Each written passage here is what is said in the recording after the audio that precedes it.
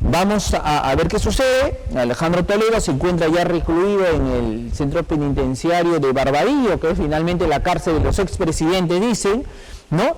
Y nada, pues a puertas ya de un proceso judicial.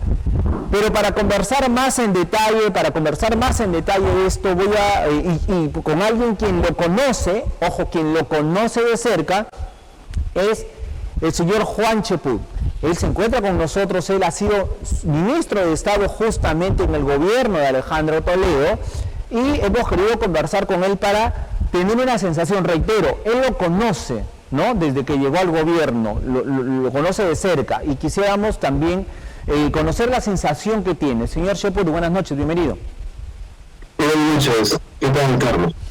Después de haber visto todas estas imágenes, de la llegada del señor Alejandro Toledo, su internamiento en el reclusorio de Barbadillo, y que el día de hoy se sepa que se van a incautar sus bienes, todo esto dentro del caso de aparente corrupción del tema de Odebrecht por haber recibido dinero de esta empresa brasilera, ¿qué le genera? Se habla de 35 millones de dólares.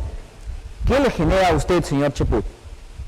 Bueno, definitivamente una gran decepción, ¿no? ¿Por qué? Porque el gobierno de Toledo fue definitivamente uno de los mejores de este siglo. Y para mí, como he señalado en otras casas periodísticas, el mejor de lejos, por la forma como encontró el país, cómo se manejó la economía, cómo trajo los tratados de libre comercio, cómo se incrementaron las exportaciones, el turismo, etcétera, etcétera.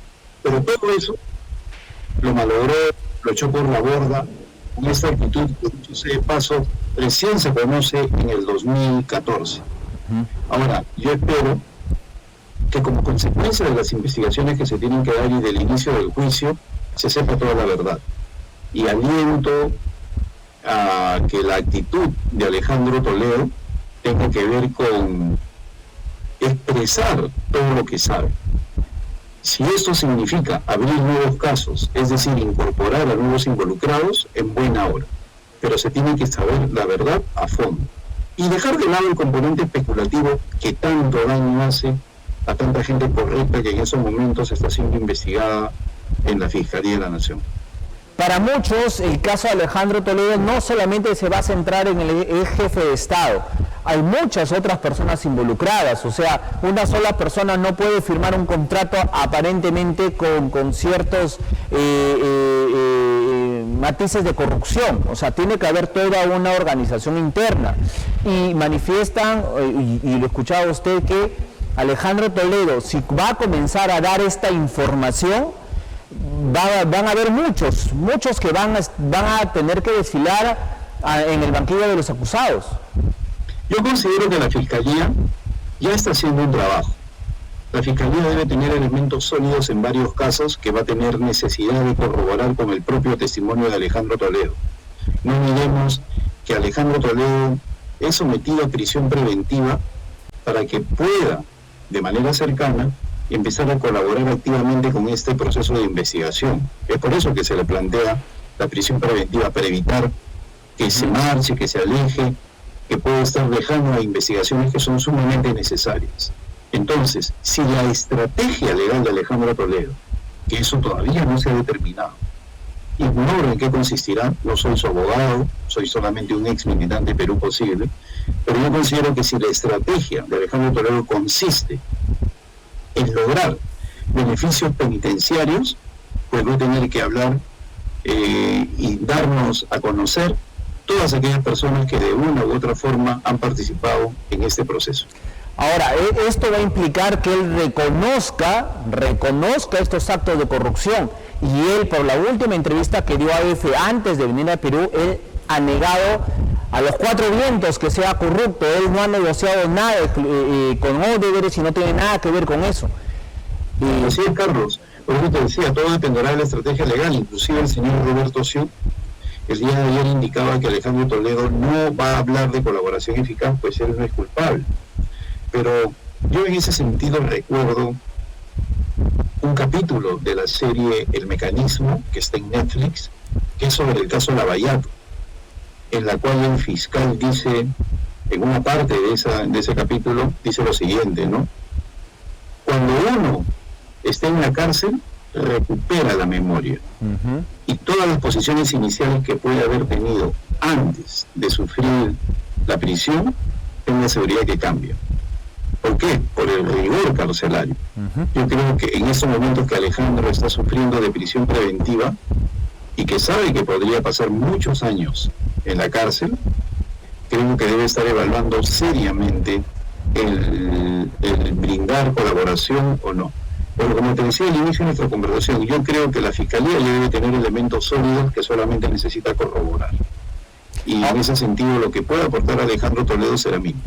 Roberto Suso, abogado, ha manifestado que solo tiene una cama y un colchón, así que de esa rigurosidad y tras las rejas puede hacer reflexionar al expresidente y quien pueda de alguna manera decir qué pasó, ¿no? Entonces nosotros recordamos, ¿no?, claramente todas estas conversaciones con Odebrecht. El señor Weissmann ha salido en varios medios de comunicación a manifestar y a dar varios nombres que lo obligaban y lo presionaban para firmar.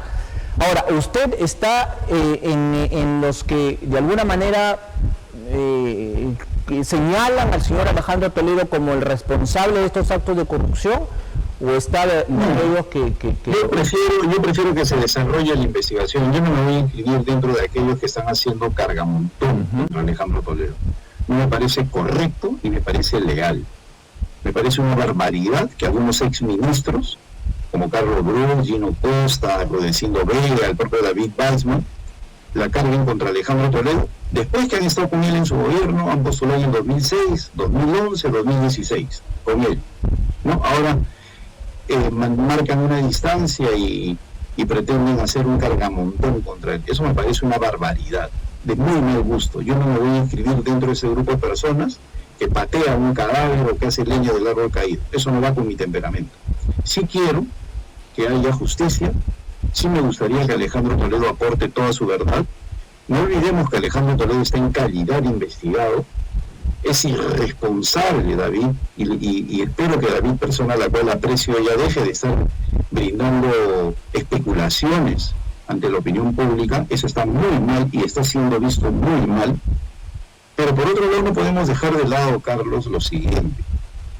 Cuando Alberto Fujimori llega al Perú en el año 2007, Alan García lo trata con dignidad, no lo somete al escarnio público, no lo tiene 4 horas en el aeropuerto, 4 horas en migraciones y 4 horas en el médico legista, ¿no?, sin darle un vaso de agua. Simplemente del avión subió al helicóptero y fue a Barbadillo, como corresponde. En el año 2017, 10 años después, cuando Ollantumala se entrega a las autoridades, igualmente es trasladado en helicóptero al fondo Barbadillo y nadie vio ni un minuto de la forma como se le aplicaban las generales de ley, ni el médico legista, ni nada. No se le sometió a un escándalo ni a un espectáculo. A Alejandro Toledo le han tenido 12 horas entre el aeropuerto, migraciones y el médico legista. Y no le han dado ni un solo alimento el primer día. ¿Por qué? ¿Qué afán hay de generar un espectáculo con un hombre que está atravesando una desgracia y que tiene que pagar por sus culpas? ¿Por qué no hay ese trato cortés que tuvo Alan García y Pedro Pablo Kuczynski con Toledo, con Fujimori y Ollantumala respectivamente? ¿Por qué la señora Dina Boluarte tiene este afán de querer distraer a la opinión pública? Eso es con lo que yo no estoy de acuerdo, con los ensañamientos contra Alejandro Toledo. Eso me parece inaceptable. Para concluir, señor Cheput, Elian Carr, ¿cómo queda? Ella también podría tener también problemas con la justicia, si ya no los tiene, pero tal vez alguna prisión preventiva, alguna detención domiciliaria. Bueno, ahí el Estado peruano, como ella se encuentra en Estados Unidos, es ciudadana norteamericana, tiene pasaporte norteamericano de la Unión Europea y de Israel, no olvidemos eso.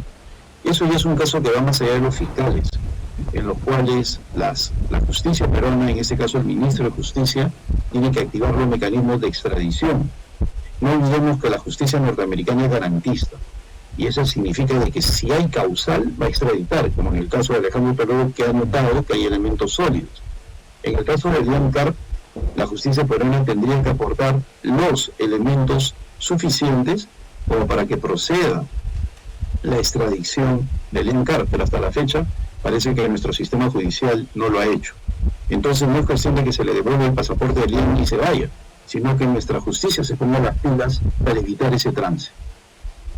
Correcto, bueno, veremos cómo se desarrolla toda esta audiencia, que para los fiscales puede durar menos de un año, pero todo va a depender, como bien dice usted, de lo que Alejandro Toledo y su estrategia legal vayan a desarrollar, ¿no? Entonces todo va a depender de eso, ¿no? Una última interrogante, aprovechando también su experiencia de exministro, muy breve. Este fin de semana, aprovechando la llegada también del señor Alejandro Toledo, el gobierno de Dina Boluarte ha cambiado 4 ministros, ¿no? Ha hecho una recomposición en justicia, trabajo, comercio exterior y educación. En breve, ¿qué comentario, qué análisis le puede hacer a esto? Bueno, que la presidenta ha tapado la crisis ministerial con el tema Toledo, que no es como se dice que lo han sacado injustamente al ministro de Educación. El ministro de Educación, Oscar Becerra, se ha salido solo, se ha sacado él mismo del gabinete. ¿Y por qué? No olvidemos que él habló mal de los derechos humanos, dijo que era una defecio. Luego lo llama el premier y le dice que no vuelva a señalar eso, que no repita eso, y el premier sale a declarar: ya hablé con el ministro de Educación, eso no se va a volver a repetir. ¿Y qué hace el señor Oscar Becerra infantilmente? Sale en los medios y se ratifica en que los derechos humanos, el acuerdo interamericano, es una defecio. Con esa actuación, cualquier ministro lo saca a la primera. Y por eso lo han sacado al ministro de Educación. Claro. Entonces es una crisis ministerial sin ninguna duda, pero que ha sido opacada por en la agenda por Alejandro Toledo, ¿no? Pero yo creo que una vez que pase, porque va a pasar, así como pasó en el caso de Humala, de Kuczynski, del mismo Fujimori, del propio Alan García, esto también pasará en tan solo una semana, se viene un fin de semana largo. La gente va a volver a enfrentarse a la incompetencia de Dina Boluarte y la baja calidad de la gente que la rodea. Correcto, señor Champú, un gusto siempre conversar con usted y nada, pues vamos a estar siempre en contacto para seguir haciendo el análisis respectivo de la política en nuestro país. Muchísimas gracias, buenas noches. Muchas gracias a ti, Carlos, un abrazo. Un abrazo fuerte.